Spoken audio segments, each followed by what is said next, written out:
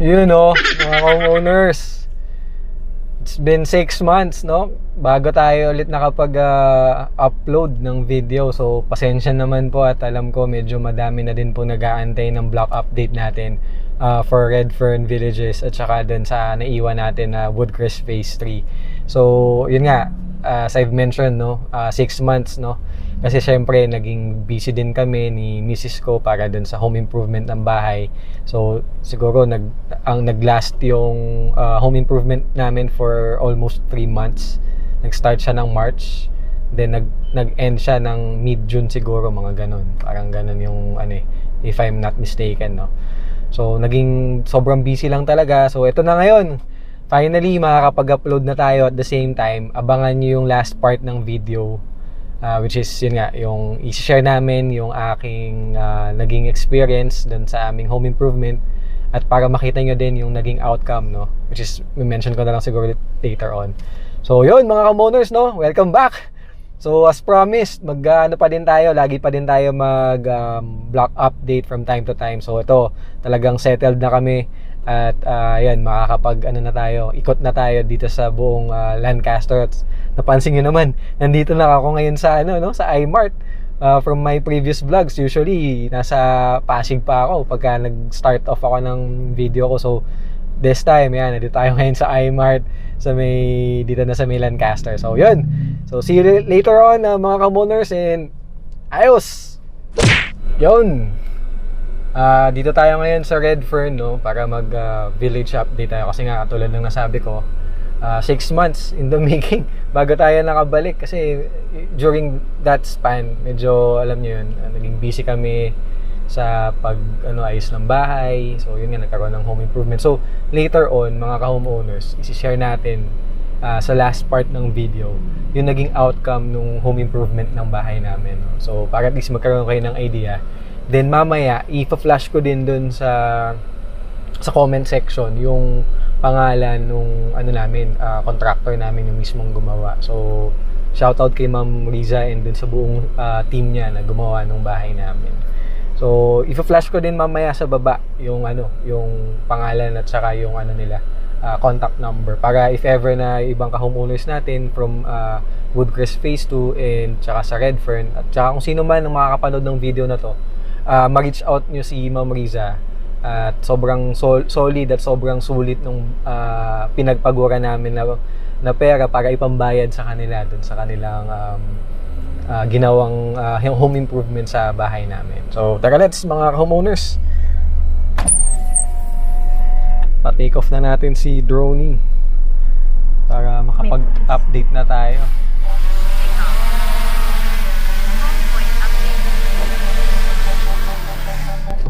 You know, mga ka-homeowners, ngayon lang tayo ulit makakapag-update dito, no?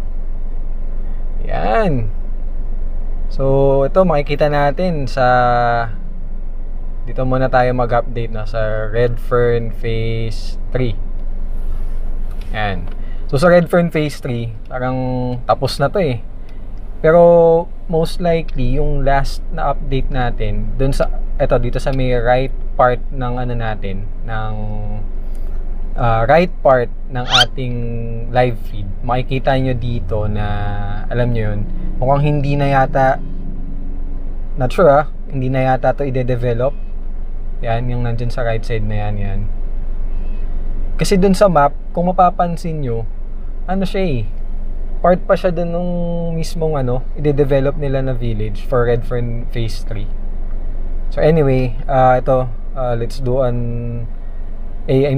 quick block update for Redfern Phase 3 para at least magkaroon kayo ng idea. Pero para siyang natigil, no? Not sure lang, no, sa mga ka-homeowners na nakakuha dito. So tara, i-block update na natin siya.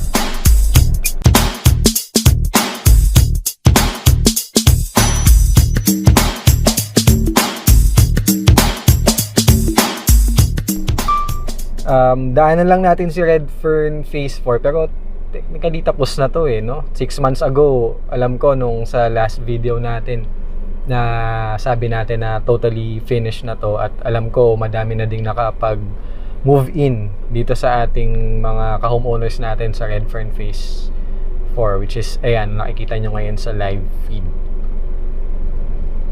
So medyo malakas yung hangin, nahihirapan si Droney mag-move forward, although okay pa naman yung ating signal, pero syempre hindi na tayo mag-move further pa.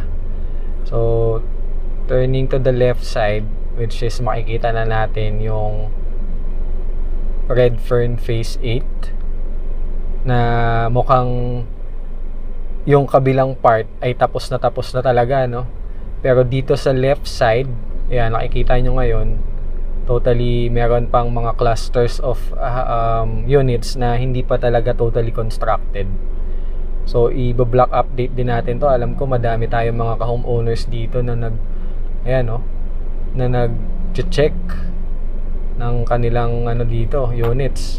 So i-block update natin siya. I-position lang natin ng maayos, no?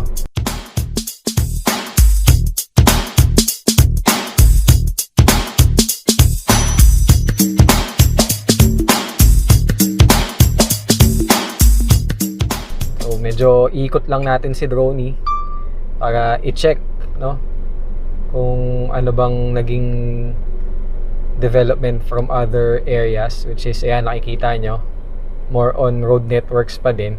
Pero if you would notice dito sa ating live feed, itong part na to, yan yung nasa upper portion na yan, parang pinapatag na nila, no? Tapos yung katapat nung Redfern Phase 3, which is ganun pa din, patag pa din, pero maayos na siya at saka parang malinis na. Ayan, no? Pero so far yung tatlong villages pa din yung naging development for this location. Wala silang naging development from other areas, which is, ayan, nakikita nyo ngayon sa live feed, totally lang siya talaga, puro patag lang, mga ka-homeowners, no? Punta tayo sa Redfern sa Woodcrest Phase 3 para i-block update naman natin yung mga kapitbahay natin doon. So kita-kits, mga homeowners. Yun, dito tayo ngayon sa tapat ng bahay namin. At ito, i-update natin si Woodcrest Phase 3. So after nun, yung sinabi ko kanina, i-share na natin yung naging final interior design ng bahay. Tapos yun, paabang na lang nun, mga homeowners, no? Tara, mabilis ang update lang tayo dito kay Woodcrest Phase 3. So yan, no? Laki na naging development nito. Sobrang bilis lang. Pero kung makikita nyo dito ngayon sa live feed, ayan, no, medyo nakikita nyo naman dito na may mga clusters pa na hindi pa tapos yung bubong. Iba, ongoing pa lang yung mga construction ng mga wall footings, which is yan, nasa part na to. Then dun sa upper portion, nakita nyo isang cluster dun ng mga units, vacant pa. So most likely yan yung talagang nahuhuli. So dito sa right side natin, ayan, no, yun, nakikita nyo yan, para siyang ilog, no? Hindi ko sure kung ilog or creek, pero medyo malaki siya, para sa creek lang. So hopefully hindi yan nag-overflow, no? Although nung nakaraang Saturday, the whole day, kahapon, August 27, today is August 28. So medyo malakas, actually hindi medyo, malakas talaga yung ulan nung time na yun. Daming ang nagreklamo dun sa Woodcrest Phase 2 na homeowners na namin, group chat, daming nagkaroon ng mga leak. Kaya suggestion ko dun sa mga magpapa-home improvement, i-prioritize nyo sa mga, kung kukuha kayo ng contractor, ipa-prioritize nyo yung mga part sa bubungan para maiwasan yung mga ganong leak. So yan, since nandito na tayo, ayan na yung Woodcrest Phase 3, i-block update na natin siya at para masimulan na natin yung ma-share yung ating final home improvement look. So yun, wait lang, position lang natin ng maayos sa magandang angle.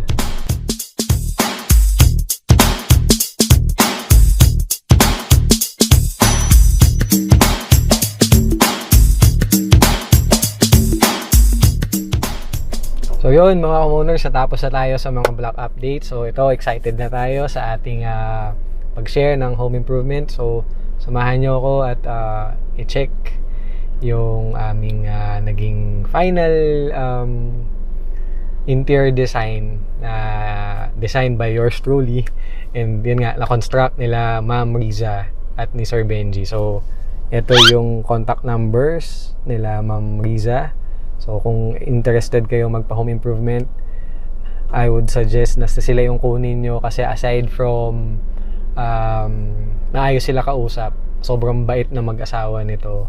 At madami din talaga siyang alam since si Ma'am Riza is an engineer.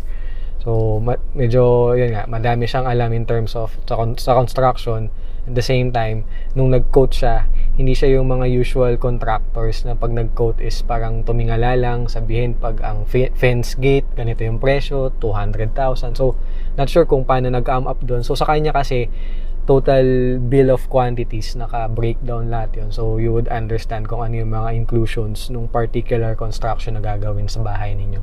Aside from the usual pag-construct ng fence gate, ng interior works, tapos yung extension ng balcony and everything.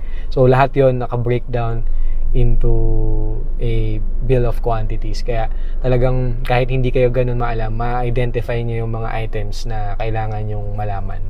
So let's go. Ito na mga homeowners. In 3, 2, 1...